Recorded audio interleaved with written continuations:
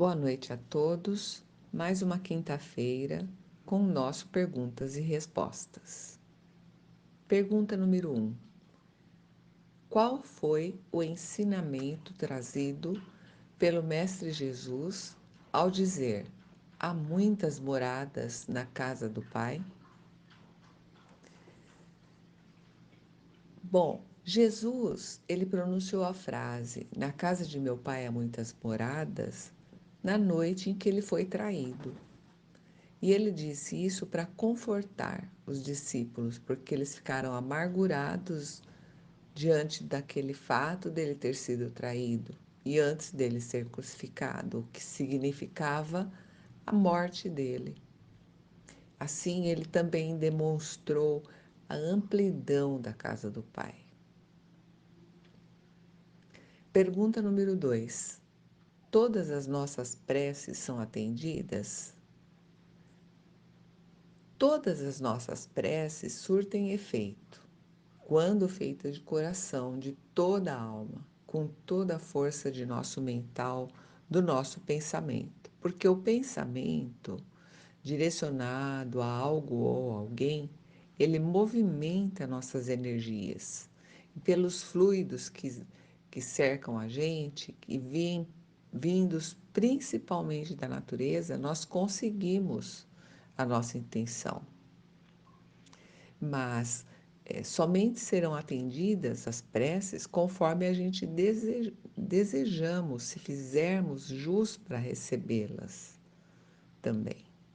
É o merecimento ou a escolha própria nossa, da qual a gente talvez não se lembre. A prece, ela é o antídoto do mal, ela é a abertura do caminho para que a luz nos encontre sempre.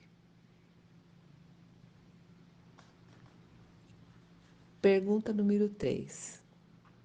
Diante de tantas lutas e sabendo que ainda não somos perfeitos, como saberemos se estamos no bom caminho? Sabemos que estamos num bom caminho quando a nossa consciência está leve, ela é tranquila, equilibrada. Ainda que a gente passe por turbulências na vida, o que é normal, né? Desde que estamos aqui neste mundo de provas e expiações, é sempre bom lembrar, né? Se estivermos realizando bem, seja este bem qual for, nós estaremos no caminho certo, porque o caminho certo é o caminho da verdade, da justiça e do amor. Como disse Jesus, sim é sim e não é não. Nossa consciência sabe distinguir o certo do errado desde a nossa infância, né? Nós sabemos o que é moral e nós sabemos o que é imoral. Então, o que é moral e dentro da ética significa que estamos no caminho certo. Pergunta número 4. Por que precisamos cuidar do corpo e do espírito? Olha, o nosso espírito, ele habita o nosso corpo físico, de todos nós. E é o nosso espírito que nos dá a vida, a pulsação, né? Ao nosso coração, a chance que nós temos de reajustes, de progresso. Por isso, precisamos cuidar do nosso corpo físico, porque o nosso corpo físico, ele é como um templo, né, que abriga, que guarda o nosso espírito enquanto estamos encarnados. E enquanto estamos encarnados, o nosso espírito é chamado de alma. Após a morte do corpo físico, o nosso espírito parte então em direção às energias às quais estamos conectados, às quais estamos sintonizados, e nós iremos para o lado das pessoas que são iguais a nós. Pergunta número 5. Como lidar com a inveja e calúnia vinda de familiares? Para lidarmos contra a inveja e calúnia, é necessário que tenhamos grande compreensão e equilíbrio de nossa parte. Porque se nos mantivermos pacíficos diante de uma pessoa que nos difama, ela perde o seu objetivo. Porque o objetivo da pessoa que nos difama, calúnia quer dizer mente, né? Qual é o objetivo dela? É justamente atingir em nosso íntimo, nos machucar, nos ferir, né? Por isso é repetido no Espiritismo sobre que nós estamos sempre em reforma íntima, buscando equilíbrio, porque não é fácil lidar com os fluidos ruins que nos cercam, mas é possível a gente ficar ileso a esses fluidos ruins se a gente vestir a humildade e entendermos que a pessoa que faz isso e nos calunia e nos inveja, ela ainda necessita de progredir. E por enquanto ela é ignorante, quero dizer, quanto ao amor que Jesus veio nos ensinar, né? E não é ainda, ela não é ainda capaz de amar o seu próximo, mesmo que este próximo seja o seu próprio sangue, da família, como você disse. E se seguirmos resignados, mesmo levando, né, calúnia e inveja, nós não nos deixando ofender, perde a graça e a pessoa desistirá. Tente isso. Pergunta número 6. Se a alma humana reencarna para pagar os pecados cometidos numa vida anterior, deve-se considerar a vida como uma punição? Não. A vida, ao contrário, ela é uma grande oportunidade, ela é uma oportunidade maravilhosa que Deus concede a cada um dos seus filhos, ou seja, nós todos, e fazemos para que nós façamos jus à nossa presente encarnação, sem perdermos tempo com questões vazias, exercitando o desapego, fazendo bem, certamente nós colheremos a alegria e o bem-estar lá na frente. Por isso, a vida é um grande presente e nós devemos cuidar de nós e viver com a alegria de viver, espalhando a luz, hoje, sempre, e certos, né, buscando a cada dia errar menos do que erramos no dia anterior. Pergunta número 7. Somente pela prece pode-se auxiliar um espírito bem amado que já fez sua passagem? Olha, pelo mental, né, pela mentalização, pelo pensamento bom, também a gente pode auxiliar. Uma lembrança boa, e a gente está enviando energia benéfica fazendo isso. Porque um afeto nosso que desencarnou, ele necessita da nossa prece, da nossa conversa com ele, através dos nossos pensamentos, enviando paz para ele e o amor que por ele a gente sente, mesmo estando saudosos e tristes, evidente. Mas toda essa energia que a gente envia, o espírito de nosso ente querido recebe e se sente aliviado, principalmente se ele estiver confuso porque ele fez a passagem, como é natural, né? Através das nossas orações e envios de amor, ele sentirá os nossos fluidos, receberá e será ajudado. E isso ajudará também os amparadores dele a socorrerem-no e ele conseguirá se reequilibrar mais rapidamente. Então a oração é como uma fonte de luz que chega ao nosso ente querido. Pode ser uma oração, um pensamento, uma conversa que a gente tenha mental com a pessoa que desencarnou, né? Desejando paz, que ela esteja bem, que ela continue vivendo o amor e assim por diante. Pergunta número 8. Um espírito, quando está desencarnado, se lembra de todas as encarnações que já viveu, inclusive as mais antigas de muitos séculos?